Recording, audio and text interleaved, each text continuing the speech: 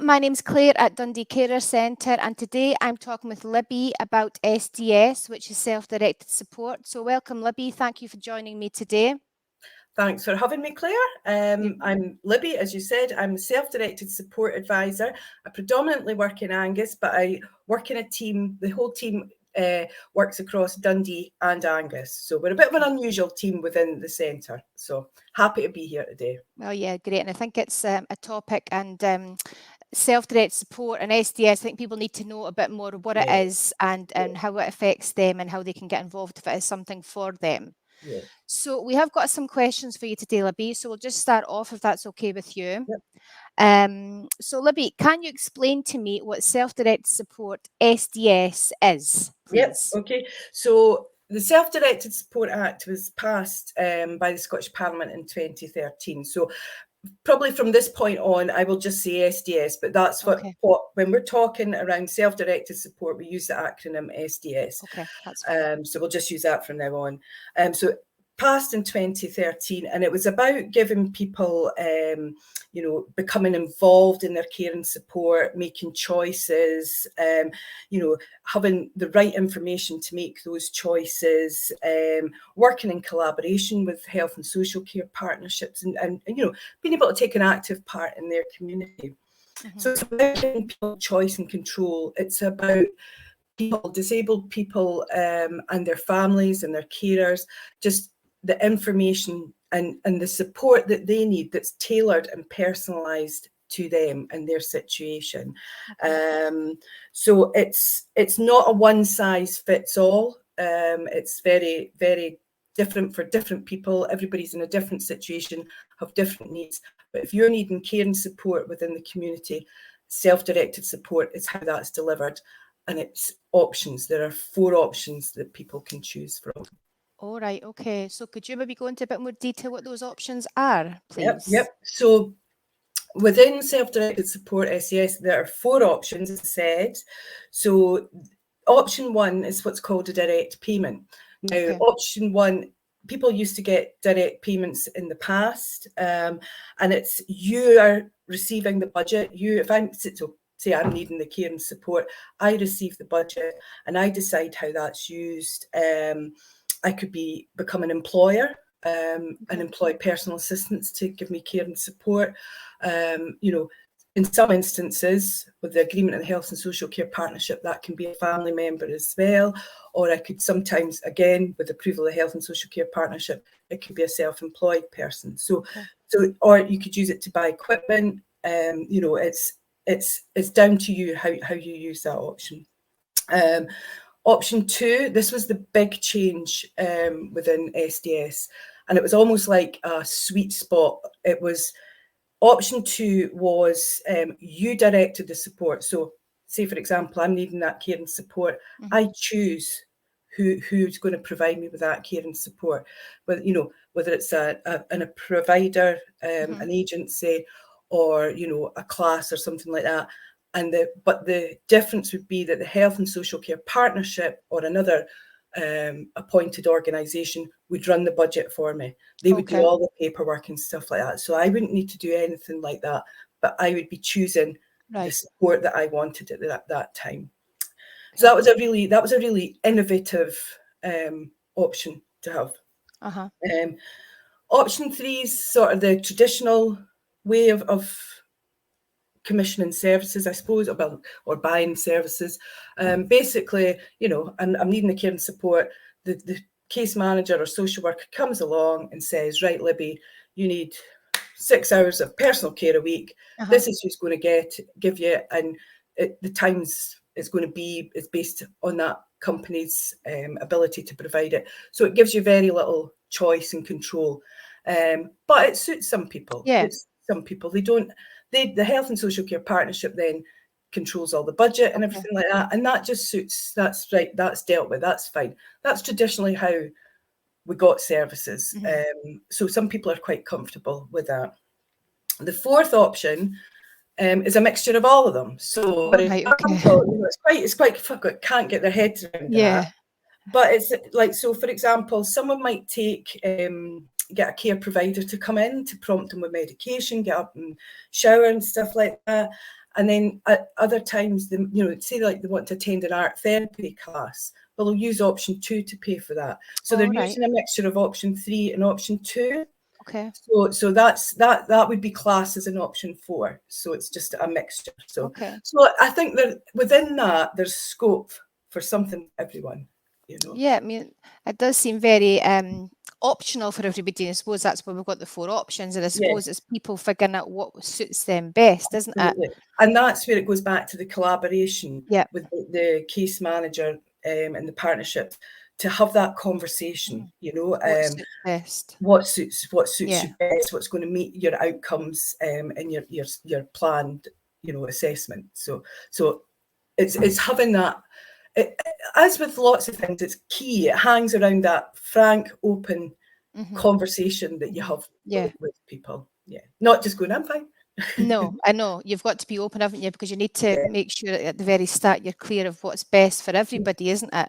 Yes. And what's achievable as well. Yes. And I suppose things might change within care plans as well. So if somebody did choose a certain option, but felt, do you know what, this isn't working for me, is it just having that conversation again to maybe make a change? Absolutely. I mean, there are within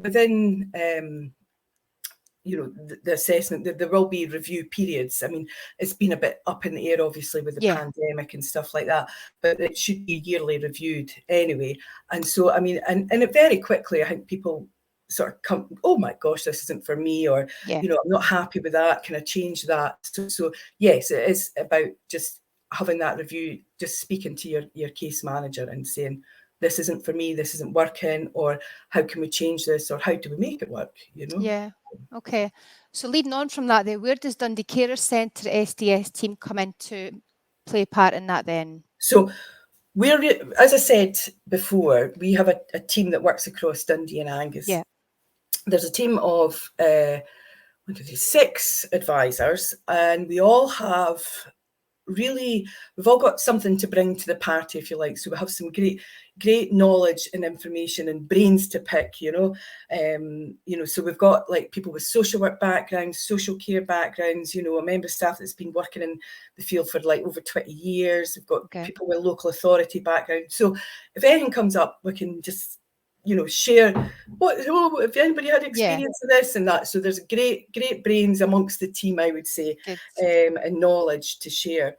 So we've dedicated team to SDS. That's basically what we do, and we provide guidance for people. So predominantly, I mean, you could be just curious about SDS. Somebody's mentioned it, things might be happening in your life or with a loved one that you think, oh, what is that? And so phone up, chat, find out. We've got leaflets, there's websites. We're happy to talk about SDS. We have people who are going through start the process. Maybe somebody is getting discharged from hospital, a family member, maybe there's been a diagnosis, maybe a child's moving away at university, or all these things, the life things that happen. So they want to know more about self-directed support, what their options are, and we can support them even sort of further down the line when they've got their budgets and stuff like that sorted out, depending on what option they choose. So we can support people to sort of identify what options might be more suitable for them. Reassure people that becoming an option 1 employer is not as horrific as it sounds, and it's scary. We can be there to support people. We can support people. I mean, even case managers who come to us, who maybe haven't done an option 1 for many a year and just wanting to sort of sound off things.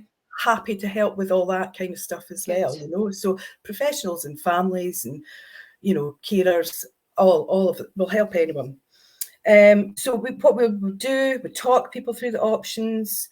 We will visit them. We're now, now that we're opening up, we can do home visits and face-to-face visits, which is great because then you can really get to know people and sometimes we're seeing people even before they've had an assessment.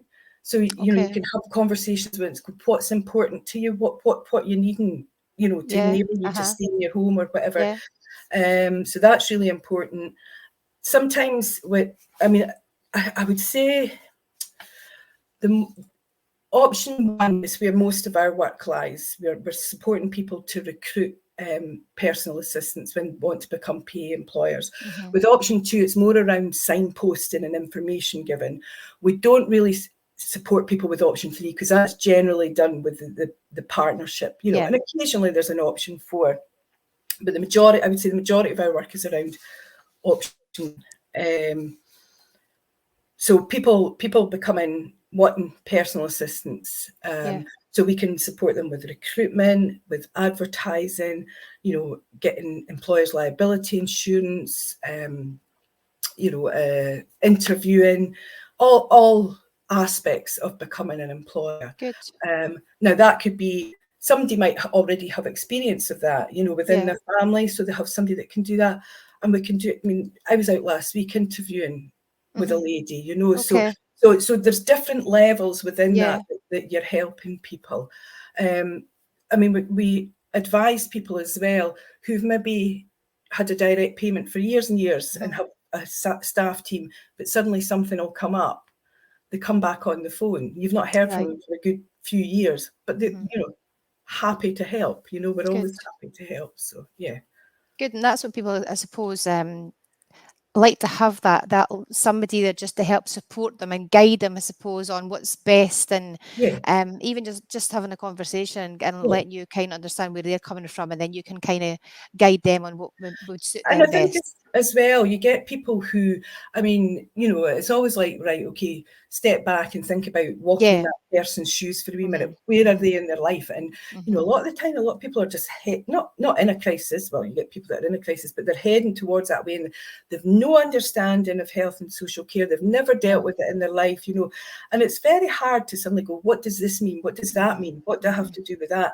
So you're sort of supporting people through those pathways of service, to get to where they need to be, just to enable people to live at home and to stay at home and to live the life that they want to live. That's be happy, isn't that? That's at the end of the day. Absolutely. And I think personally, I think it's a great privilege to be able to do that, to empower people to, especially when you see folk, that are getting on and are able to sort of take on things like recruiting themselves and I just put the advert out and I got, it's great when you see people that are empowered and able to live independently. So that's good.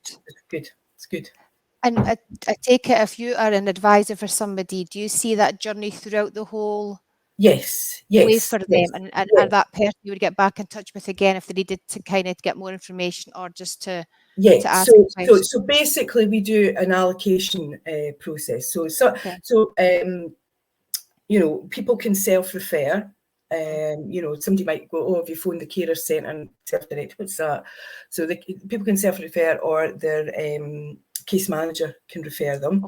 And then we can, we allocate amongst the team caseloads, and you try and sort of stick with that one person, and you're there for them, so they've got that contact there at the centre. So that offers some sort of reassurance to people. You're building up a bit of a relationship with that person as well, aren't you? Seeing them through where they start, and you kind of want to see them through to where they're going to be quite happy with their choice. I mean, even so that even when they come back, a year later or whatever, you can go, remember that. You're just picking up where you left off rather than building up a relationship again, So that is good. It's a good way we work. Perfect. So you mentioned budgets and stuff. So how would people go about getting an SDS budget? So basically, you have to have a social worker or a case manager assigned to you because they need to carry out an assessment. So your first port of call, if you don't have any social work contact, your first port of call would be to contact, in Dundee, it'd be the first contact team. Okay. I have the number. Do you want the number? If you want to say the number, I'm going to pop all the contact details and that within the comments section below anyway. But by all means, go ahead and say the number out for the first contact team. So the first contact team in Dundee is 01382 434 019. Okay. Okay, and ask to be referred to a case manager so that you can get an assessment. Okay. Okay. If you're in Angus, I'll just quickly say you just phone the council access line. I don't have that to hand. Okay, Sorry. that's fine. I will find that Yeah. and get that in the comment section below. That's no Yeah. bother.